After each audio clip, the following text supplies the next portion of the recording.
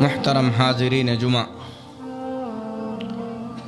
اللہ تبارک و تعالیٰ کا ہم تمام پر یہ بڑا احسان ہے کہ اللہ تبارک و تعالیٰ نے ہم تمام کو دین اسلام جیسی عظیم نعمت سے نوازا۔ اگر اللہ ہمیں ہدایت نہ دیتا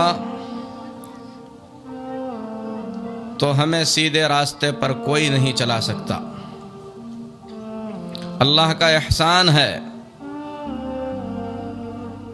کہ اللہ تبارک و تعالیٰ نے ہماری ہدایت کے لیے محمد الرسول اللہ صلی اللہ علیہ وسلم جیسے عظیم پیغمبر کو بھیجا۔ آپ صلی اللہ علیہ وسلم نے دنیا اور آخرت میں ہماری کامیابی کے لیے جو کچھ ضروری تھا وہ سب آپ نے ہمیں تفصیل سے بتلایا۔ اللہ سے دعا ہے کہ اللہ تبارک و تعالی ہم تمام کو نبی پاک صلی اللہ علیہ وسلم کے بتائے ہوئے راستے پر چلنے کی توفیق عطا کرے۔ میرے محترم بھائیوں، اللہ تبارک و تعالی جو کہ بڑا رحمان و رحیم ہے، جو بندوں پر حد درجے مہربان ہے، اس اللہ رب العزت نے وقتاً فوقتاً انبیاء بھیجے، اور آخری میں جو نبی پاک جناب محمد الرسول اللہ صلی اللہ علیہ وسلم تشریف لائے، بڑے ہی بہترین انداز میں وہ ساری باتیں آپ نے ہمیں بتائی جن پر عمل کرنے سے اللہ راضی اور خوش ہوتا ہے۔ اور وہ ساری باتیں آپ صلی اللہ علیہ وسلم کے ذریعے ہمیں بتلائی گئیں جن باتوں کے کرنے سے ہماری آخرت کو نقصان پہنچتا ہے۔ کتاب پاک کا جب ہم مطالعہ کرتے ہیں، اللہ تبارک و تعالی ہم تمام کو جگہ جگہ پر اس بات کی تنبیہ کرتا ہے کہ ہم اپنی آخرت کی فکر کریں۔ اللہ تبارک و تعالی جگہ جگہ پر رہنمائی فرماتا ہے کہ ہم اپنے حساب و کتاب کی فکر کریں۔ قرآن پاک کی اس آیت پر غور کریں۔ اللہ تبارک و تعالی نے کتنے عجیب انداز میں ہماری حقیقت کو بیان کیا ہے۔ اللہ فرماتا ہے اقترب للناس حسابهم وهم في غفلة معرضون ما يأتيهم من ذكر من ربهم محدث إلا استمعوه وهم يلعبون لاهية قلوبهم۔ اللہ فرماتا ہے لوگوں کے حساب کا وقت قریب آ چکا ہے اور وہ غفلت میں پڑے ہوئے ہیں اور منہ موڑ رہے ہیں، اور ان کے دل اللہ تبارک و تعالیٰ کی جانب سے حساب کے معاملے سے غافل ہیں۔ ذرا غور کریں اس آیت پر۔ اس آیت کریمہ کا ایک ایک لفظ اس بات کی دعوت دیتا ہے کہ اس پہ غور کیا جائے، اس کی فکر کی جائے۔ اقترب للناس حسابهم، لوگوں کے حساب کا وقت قریب آ گیا۔ یہ کون لوگ ہیں؟ یہ ہم ہی لوگ ہیں۔ ہمارے ہی حساب کی بات اس پاک کتاب میں کی گئی ہے کہ لوگوں کے حساب کا وقت قریب آ چکا ہے۔ ہو سکتا ہے آج کی شام ہمارے حساب کا وقت ہو سکتا ہے آج کا سورج ڈھلنے سے پہلے، آج کا سورج ڈوبنے سے پہلے ہمارے حساب کی گھڑی کھڑی ہو جائے۔ قریب ہے حساب کا وقت۔ فی غفلۃ معرضون، غفلت میں ہیں اور اعراض کر رہے ہیں۔ ما یأتیہم من ذکر من ربہم محدث الا استمعوہ وہم یلعبون۔ قرآن پاک کے ان الفاظ پہ غور کیجیے۔ اللہ فرماتا ہے لوگوں کے پاس کوئی بھی ذکر جو لوگوں کو ڈرانے کے لیے کہا جاتا ہے، لوگ سنتے تو ہیں لیکن کھیل رہے ہوتے ہیں۔ سنتے ہیں لیکن سننے کی طرح نہیں، کھیلتے ہوئے دنیا میں غافل رہ کر، تو یہ ہماری ہی بات ہے۔ اور ایسے ہی لوگوں کے بارے میں اللہ تبارک و تعالی نے پیارے نبی جناب محمد الرسول اللہ صلی اللہ علیہ وسلم سے فرمایا وَأَنذِرْهُمْ يَوْمَ الْحَسْرَةِ إِذْ قُضِيَ الْأَمْرُ وَهُمْ فِي غَفْلَةٍ۔ اے محمد صلی اللہ علیہ وسلم، آپ لوگوں کو ڈرائیے، انذرہم، لوگوں کو ڈرائیے، باخبر کیجئے، یوم الحسرہ، حسرت کے دن سے۔ حسرت کا مطلب کیا ہے؟ ندامت کا دن، پچھتاوے کا دن، شرمندگی کے دن سے آپ ڈرائیے، جس دن آدمی اپنے سامنے اللہ کی ناراضگی، اللہ کا عذاب، گناہوں کے پہاڑ دیکھ کر حسرت میں پڑ جائے گا، شرمندگی میں گر جائے گا۔ لیکن اس وقت کا شرمندہ ہونا، اس وقت کا حسرت میں پڑ جانا کسی کام کا نہیں آئے گا۔ وَهُمْ فِي غَفْلَةٍ، اللہ فرماتا ہے لوگ غفلت میں ہیں، لوگ غفلت میں ہیں، انہیں ہوش نہیں ہے کہ ان کے سامنے کتنی بڑی بڑی پریشانیاں، کتنی بڑی بڑی مصیبتیں ان کا انتظار کر رہی ہیں۔ لوگوں کو اس کا ہوش نہیں ہے، غفلت میں ہیں۔ وَهُمْ لَا يُؤْمِنُونَ، اور یہ بھی ہو سکتا ہے کہ اکثر لوگوں کو ان باتوں پر یقین ہی نہ ہو، ان باتوں پر ان کا ایمان ہی نہیں ہے۔ تو میرے محترم بھائیو، یہ آیت کریمہ، یہ دو آیتیں ہمیشہ ہماری آنکھوں کے سامنے ہونا چاہیے کہ ہمارے حساب کی گھڑی قریب ہے، کبھی بھی آ سکتی ہے۔ ہم غفلت میں پڑے ہوئے ہیں، اللہ کا ذکر جب ہم سنتے ہیں ہمارے رونگٹے کھڑے نہیں ہوتے، قرآن کی آیتیں ہمارے سامنے پڑھی جاتی ہیں، پیارے نبی صلی اللہ علیہ وسلم کے فرامین ہمیں سنائے جاتے ہیں، پھر بھی ہم ہنس رہے ہوتے ہیں، خوشی منا رہے ہوتے ہیں۔ اور جہاں تک دنیا کی باتیں ہیں، ان معاملات میں ہم اتنے سیریس ہیں، اتنے زیادہ سنجیدہ ہیں کہ اپنے چھوٹے سے چھوٹے نقصان کو ہم برداشت نہیں کرتے۔ کسی بھی کام کے کرنے سے پہلے اس میں نقصان نہ ہو جائے، اس کے لیے پوری طور پر ہم پلاننگ کرتے ہیں۔ اور اللہ تبارک و تعالی نے یہ بات بھی کتاب میں بیان فرمائی، کہا یعلمون ظاہرا من الحیات الدنیا وہم عن الآخرۃ غافلون، دنیاوی معاملات کے بارے میں اچھی طریقے کی جانکاری رکھتے ہیں۔ دنیا کے جو ظاہری معاملات ہیں، اللہ فرماتا ہے اس کی اچھی جانکاری رکھتے ہیں، لیکن آخرت سے غفلت میں ہے، آخرت کی فکر نہیں ہے، اس کی طرف ان کا خیال نہیں جاتا۔ اس آیت کریمہ کو بیان کرنے کے بعد امام المفسرین امام ابن کثیر رحمت اللہ علیہ فرماتے ہیں ان کثیرا من الناس لیس لهم علم الا بالدنیا، لوگوں میں سے بہت سے لوگ ایسے ہیں جن کو دنیا کے سوا کچھ بھی معلوم نہیں ہے۔ فہم فیہا حذاق اذکیاء، دنیا کے معاملے میں وہ بہت ہی زیادہ منجھے ہوئے اور بہت ہی زیادہ چالاک ہیں، سب جانتے ہیں۔ وَهُمْ غَافِلُونَ عَنْ أُمُورِ الدِّينِ، لیکن دین کے معاملات سے پورے طور پر غفلت میں پڑے ہوئے ہوتے ہیں۔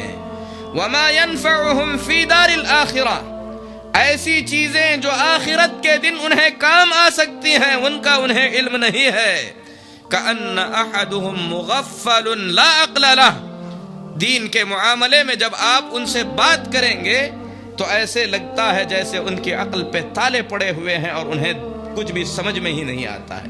لیکن دین کے معاملے میں سب جانکاری ہے۔ ایک تاجر ہے تو اسے پتا ہے کہ تجارت کا موسم کیا ہے، اسے پتا ہے سستا سامان کہاں ملتا ہے، اسے پتا ہے کہ مہنگے داموں میں کہاں بیچا جا سکتا ہے، اسے پتا ہے کہ کس گاہک کو کس طریقے سے منایا جائے، اسے معلوم ہے کہ اپنا پھنسا ہوا پیسہ کیسے نکالا جائے۔ ایک کسان ہے تو اسے معلوم ہے کہ کون سے موسم میں کون سی فصل بوئی جانی چاہیے۔ اسی طریقے سے ہر آدمی اپنے دنیاوی معاملات کے اندر اچھی طریقے کی جانکاری رکھتا ہے، لیکن جب آخرت کی بات آ جائے تو امام ابن کثیر رحمۃ اللہ علیہ فرماتے ہیں آپ بات کریں گے تو ایسے لگے گا کہ یہ بالکل انجان ہے، اسے کچھ بھی آتا ہی نہیں ہے۔ اسی طریقے سے امام حسن بصری رحمۃ اللہ علیہ فرماتے ہیں اللہ کی قسم کچھ لوگ ایسے ہیں جن کا علم دنیاوی معاملات میں اتنا زیادہ ہے کہ اگر ان کے انگلی پر سکہ رکھ دیا جائے تو سونے کا سکہ انگلی پر لے کر بتا دے گا کہ اس کا وزن کتنا ہے اور ایک کتنے قیرات کا ہے، کتنے کیرٹ کا ہے، لیکن اسی آدمی سے آپ پوچھیں نماز کا طریقہ تو وہ اسے بتا نہیں سکتا۔ اللہ کے اس فرمان کے سلسلے میں امام حسن بصری رحمہ اللہ جو کہ 1200 سال پہلے کے عالم ہیں، انہوں نے یہ تجزیہ کیا تھا کہ لوگوں کا حال یہ ہے کہ دنیاوی معاملات میں اتنے آگے ہیں، سونے کا سکہ اپنی انگلی پر رکھ کر بتا سکتے ہیں کہ کتنا اصلی ہے کتنا نقلی ہے، اس کا وزن کتنا ہے، لیکن اسی آدمی سے جب دین کے معاملے میں پوچھیں گے، نماز کا طریقہ پوچھیں گے تو بتا نہیں سکتے۔ بتائیے جب لوگوں کا 1200 سال پہلے یہ حال تھا تو آج ان کا حال کیا ہوا ہوگا؟ اور ہر شخص اسے جانتا ہے۔ دنیاوی معاملات میں آدمی ہر کسی سے دین کا علم لیتا ہے، لیکن دنیاوی معاملات کے اندر چاق و چوبند، ہر طریقے کی کوشش کے کسی بھی طریقے کا دھوکہ نہ ہو۔ میرے محترم بھائیوں، یہ دنیا جسے فنا ہونا ہے، جسے تباہ و برباد ہونا ہے، اور انسان اس میں اتنا مگن، آخرت جس میں اسے ہمیشہ رہنا ہے، اور انسان اس سے اتنا زیادہ غافل، انہی حقائق کو سامنے رکھ کے سلمان فارسی رضی اللہ تعالی عنہ نے بڑی پیاری بات کہی، فرماتے ہیں عجبت من ثلاثہ، 3 قسم کے آدمی ایسے ہیں جنہیں دیکھ کر مجھے بڑا تعجب ہوتا ہے، مجھے ترس آتا ہے، تعجب ہوتا ہے 3 قسم کے آدمیوں کو دیکھ کر۔ پہلا آدمی مؤمل دنیا والموت یطلبہ، ایک وہ آدمی جو دنیا کی چاہت میں پڑا ہوا ہے، دنیا کی امیدوں میں ڈوبا ہوا ہے، دنیا کے پیچھے پڑا ہوا ہے، اور موت اس کے پیچھے پڑی ہوئی ہے۔ یہی حقیقت ہے، انسان دنیا کے پیچھے اور اس کے پیچھے موت۔ انسان کی خواہش ہے کماؤں کماؤں، گھر بناؤں، لیکن نادان کو پتہ نہیں، ہو سکتا ہے 10-15 سال کی خواہش سے جو گھر وہ تعمیر کرے گا، بننے کے بعد اس میں داخل ہو سکے گا کہ بھی نہیں ہو سکے گا۔ کتنے ایسے لوگ ہیں جنہوں نے زندگی کی سب سے بڑی امید بنائی کہ اچھی سے اچھی گاڑی خریدیں، خریدنے کے بعد اس میں سوار نہ ہو سکے۔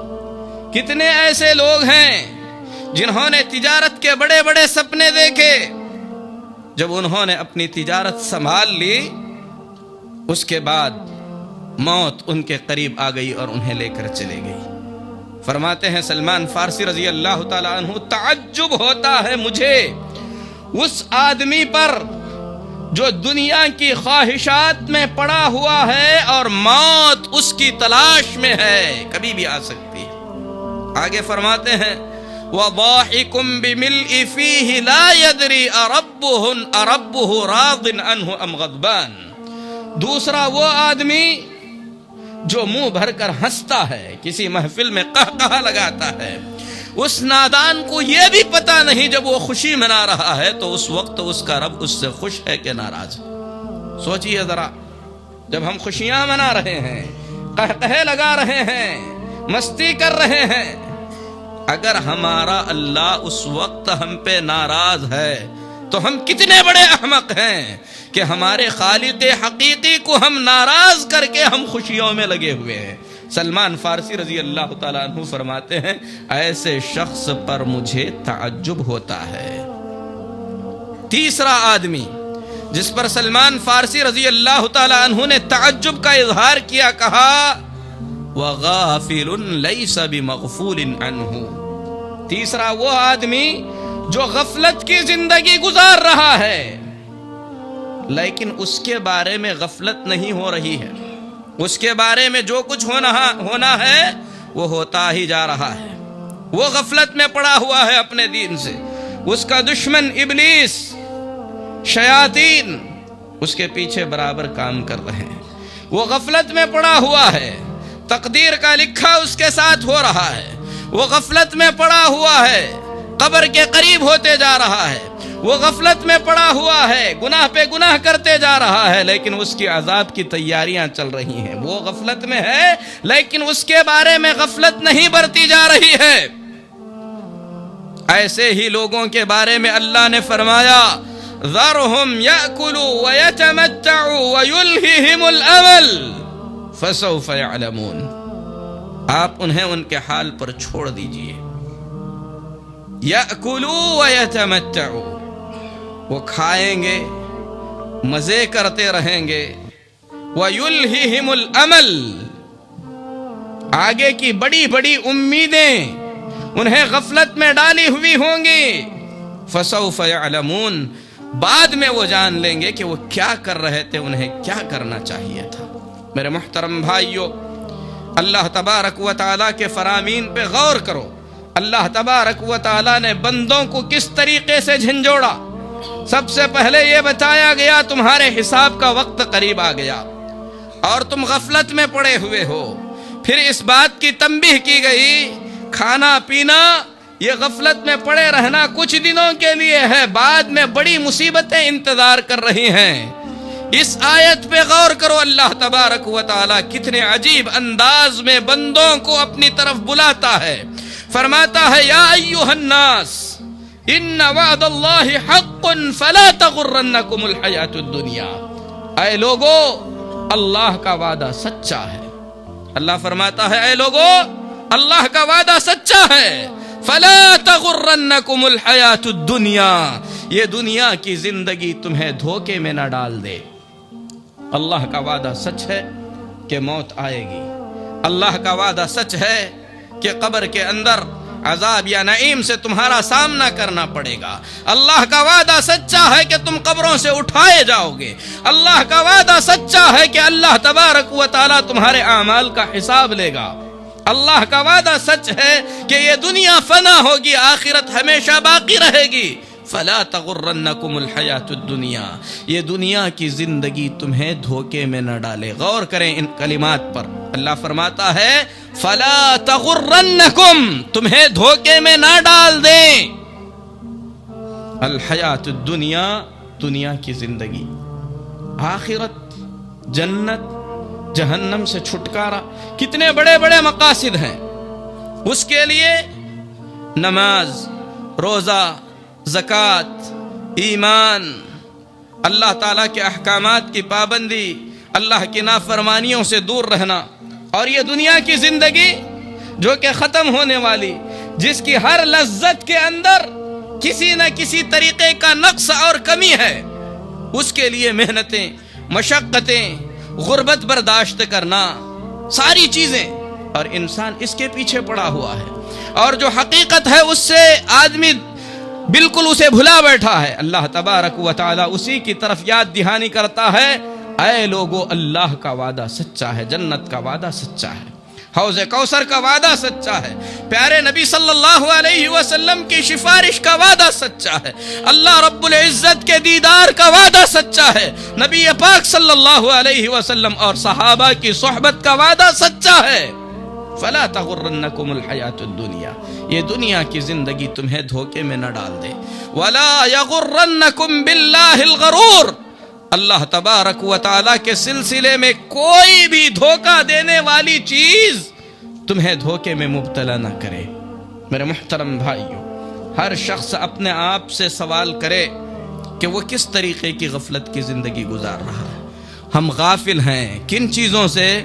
ہم غافل ہیں دنیا کی سب سے بڑی حقیقت ہماری موت سے، جس کے بارے میں اللہ نے فرمایا اینما تکونوا یدرککم الموت ولو کنتم فی بروج مشیدہ، تم جہاں کہیں پر بھی رہو گے، تم جہاں کہیں پر بھی رہو گے، موت تمہیں آ کر ہی رہے گی۔ ضروری نہیں ہے آرام دہ بستر پر ہماری موت آئے۔ کتنے لوگ ایسے ہیں جنہوں نے بڑے بڑے بنگلے بنا لیے، سڑکوں پر ان کی موت آ گئی۔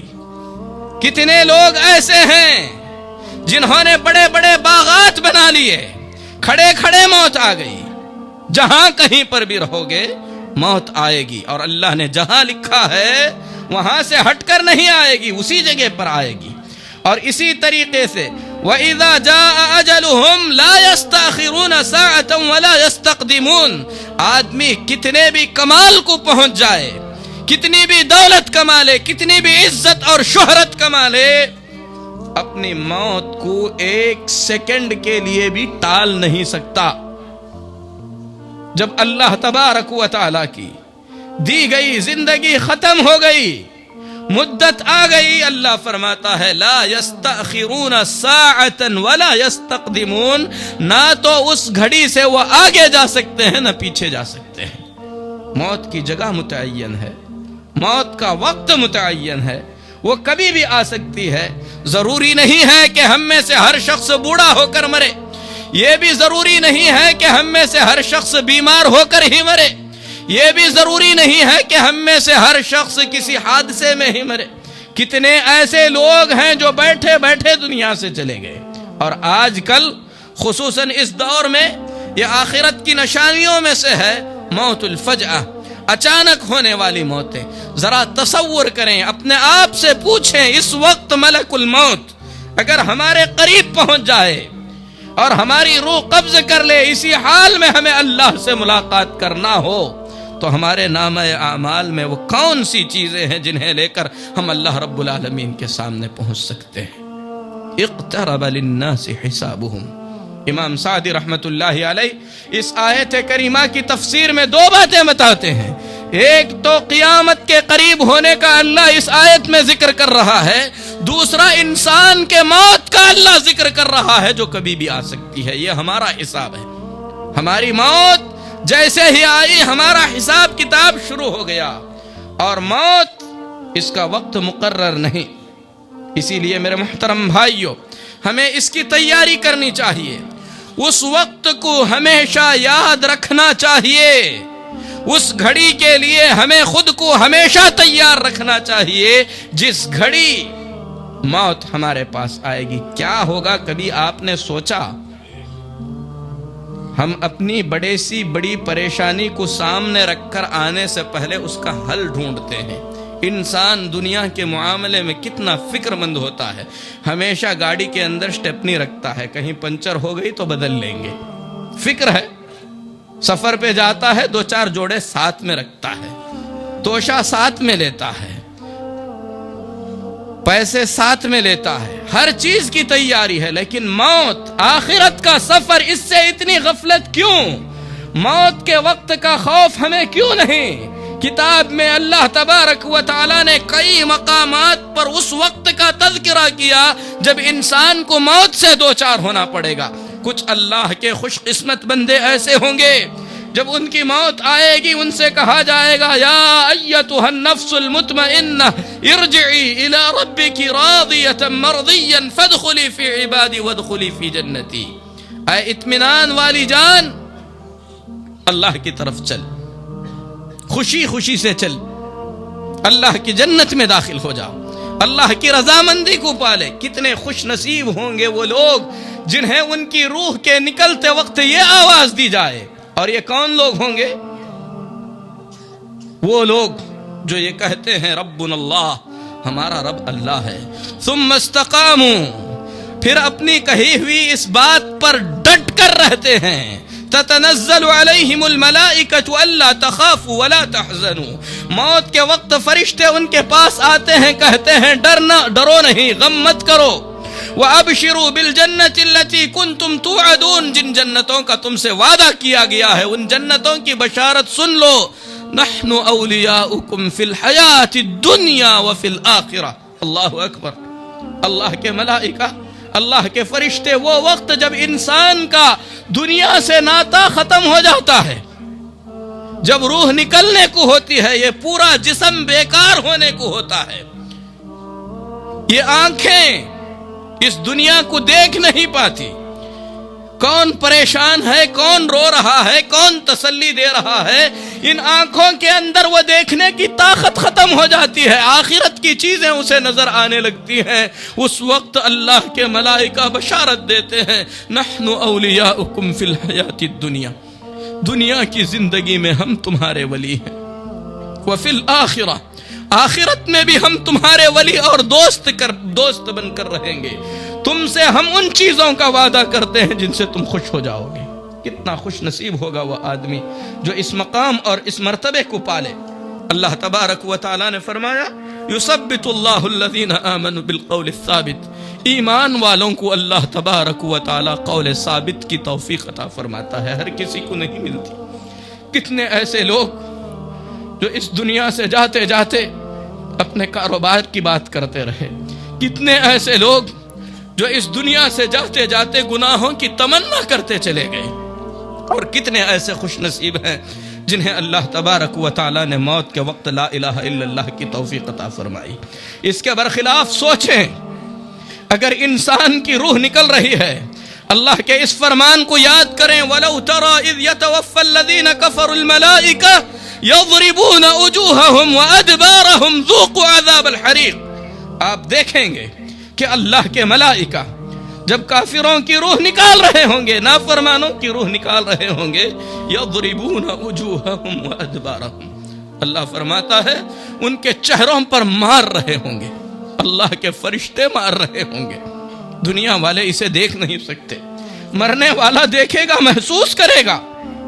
جان نکلنے کی تکلیف کیسی تکلیف ہوتی ہے، اس کا اندازہ اس بات سے لگائیں، پیارے نبی جناب محمد الرسول اللہ صلی اللہ علیہ وسلم پر جب وفات کی کیفیت طاری ہوئی، فاطمۃ الزہرا رضی اللہ تعالی عنہا نے کراہتے ہوئے الفاظ میں کہا، واہ کربا ابا، آج میرے باپ کو کتنی تکلیف ہو رہی ہے۔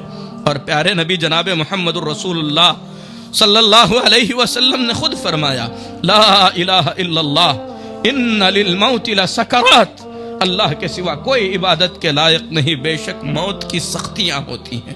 پیارے نبی جناب محمد رسول اللہ صلی اللہ علیہ وسلم جن کے بارے میں اللہ نے فرمایا، لِيَغْفِرَ لَكَ اللَّهُ مَا تَقَدَّمَ مِن ذَنبِكَ وَمَا تَأَخَّرَ، پیارے نبی جناب محمد رسول اللہ صلی اللہ علیہ وسلم جن کے بارے میں اللہ نے فرمایا، اللہ تبارک و تعالی آپ کو مقام محمود عطا کرے گا، سب کی سفارش کرنے والے۔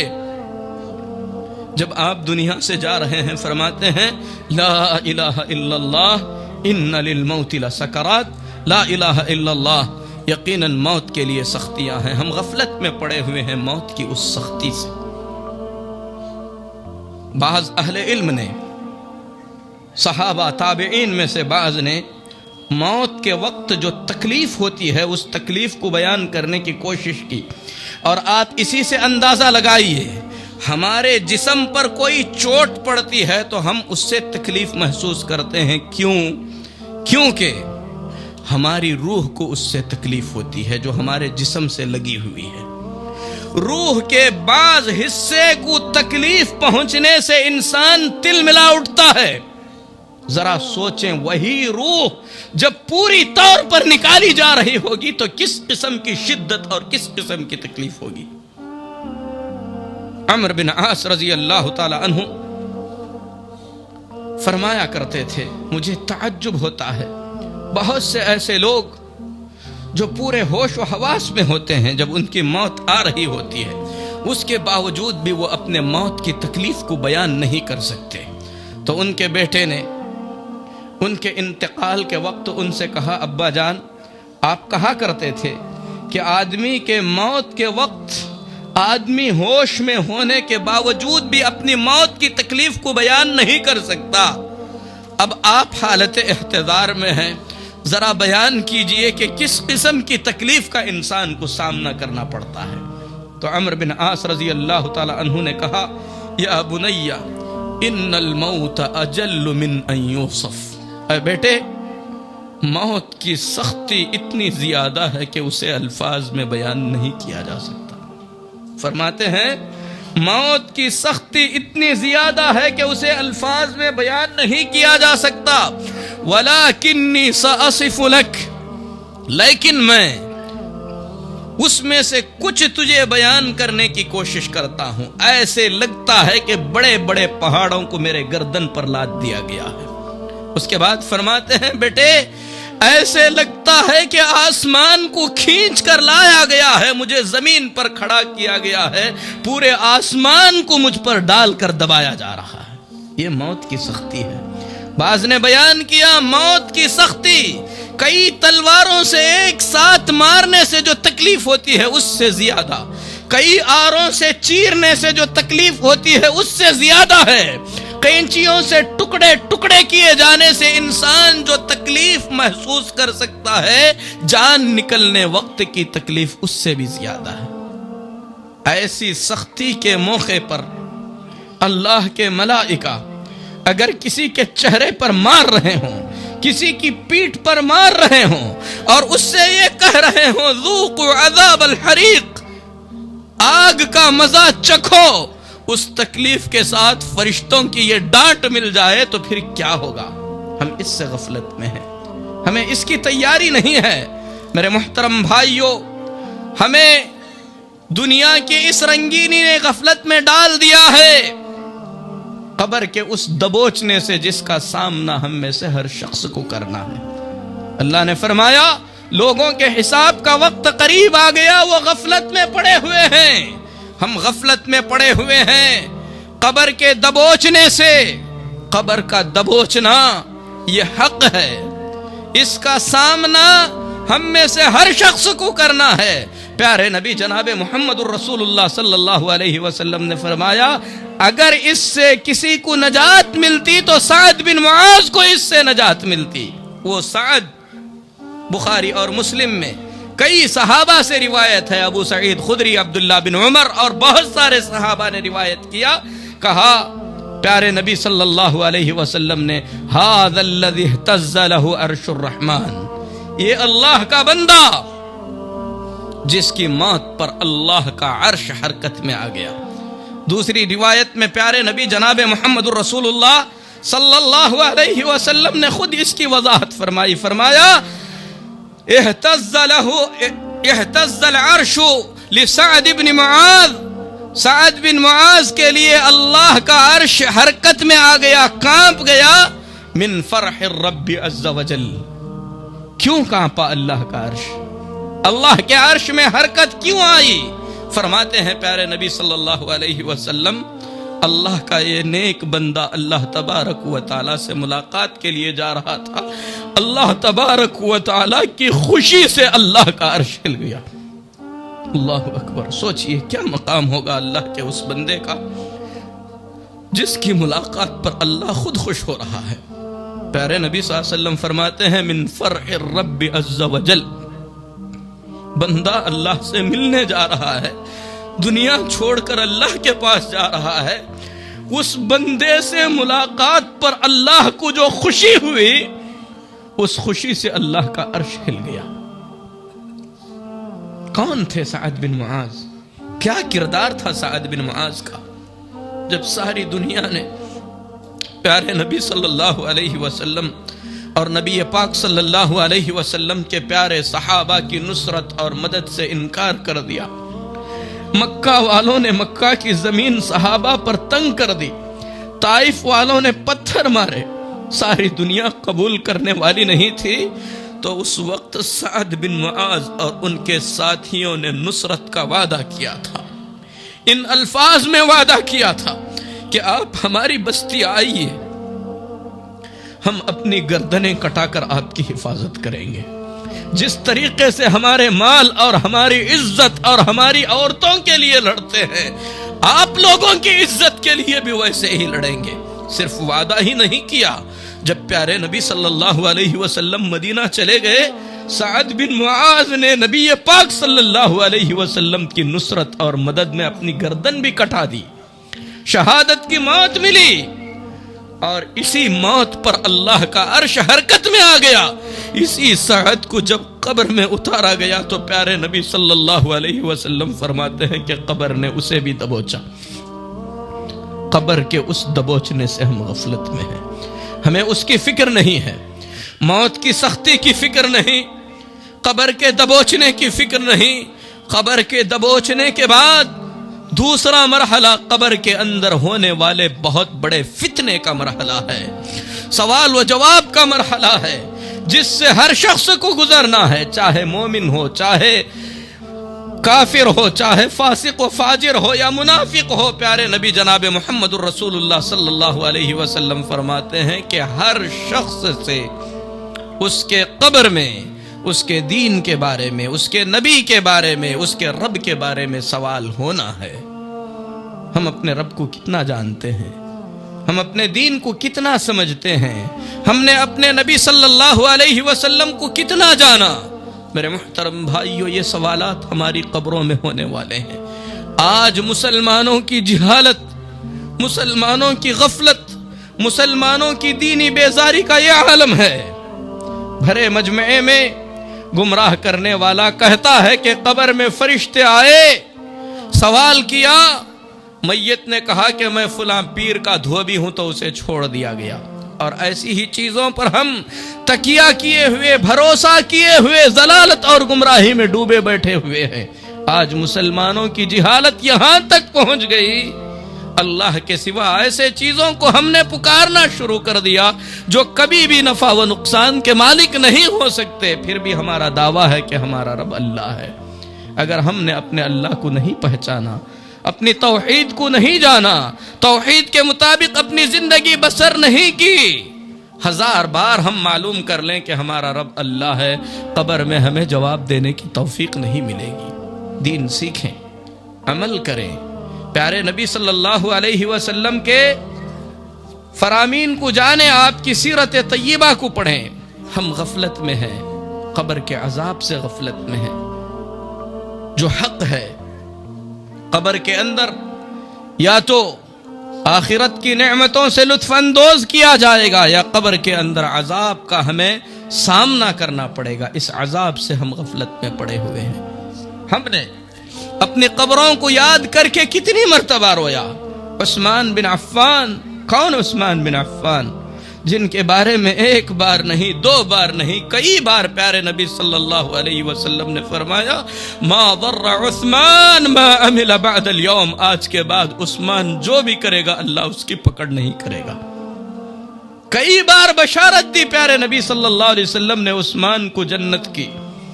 وہی عثمان جب کوئی قبر دیکھتے تو روتے روتے داڑھی بھیگ جاتی تھی۔ آج ہم مزاروں پہ جاتے ہیں، خوشیاں مناتے ہیں، قبروں پہ جاتے ہیں، ہمیں آخرت یاد نہیں آتی۔ وہاں پر ڈھول تاشے بجتے ہیں، وہاں پر قوالیاں ہوتی ہیں، وہاں پر چادریں چڑھائی جاتی ہیں۔ قبروں کو یاد کر کے بھی اگر ہمیں رونا نہیں آتا تو پھر ہمارے حالات کو کون بدل سکتا ہے؟ ہم غفلت میں ہیں اپنے قبر کی تاریکی سے، ہم غفلت میں ہیں اپنے قبر کے ان بھیانک ایام سے جن سے ہمیں گزرنا ہے۔ میرے محترم بھائیو، ہم غفلت میں پڑے ہوئے ہیں ہمارے ایک بڑے دشمن سے، وہ دشمن جس نے ہمارے رب ذوالجلال کے پاس بڑے ہی غرور اور گھمنڈ کے ساتھ اسی اللہ کی قسم کھا کر کہا تھا وَعِزَّتِكَ لا ابرح اغوی عبادک ما دامت ارواحهم فی اجسادہم، اے اللہ تیری عزت کی قسم کھا کر کہتا ہوں، آدم کی یہ نسل، اس میں جب تک روح رہے گی میں اسے گمراہ کرنے کا کام جاری رکھوں گا۔ یہ ہمارا دشمن ہے جو دن رات ہمارے پیچھے کوشش میں لگا ہوا ہے۔ ہم اس سے غفلت میں ہیں، ہم غفلت میں ہیں کہ ہمارا رب بڑا مہربان ہے۔ ہمارے رب نے جواب میں کہا اگر تو ان کے جسموں میں روح رہنے تک انہیں گمراہ کرنے کی کوشش کرے گا تو میں بھی میری عزت اور جلال کی قسم کھا کر کہتا ہوں جب تک میرے بندے مجھ سے اپنے گناہوں کی معافی مانگتے رہیں گے میں انہیں معاف کرتا رہوں گا۔ ہم استغفار نہیں کرتے، ہم توبہ نہیں کرتے، اللہ کے ایسے وعدوں سے ہم غفلت میں پڑے ہوئے ہیں۔ میرے محترم بھائیو، ہم غفلت میں پڑے ہوئے ہیں کہ ہماری قبروں سے ننگی حالت میں ہمیں اٹھایا جائے گا، ہمارے جسموں پر کپڑے نہیں ہوں گے، ہمارے پیروں میں جوتیاں نہیں ہوں گی، اور ہمیں جب اٹھا کر کھڑا کیا جائے گا کوئی سایہ نہیں ہوگا، کہیں پانی نہیں ہوگا، 50,000 سال کے برابر کے ایک دن میں ہمیں انتظار کرتے کھڑا رہنا پڑے گا.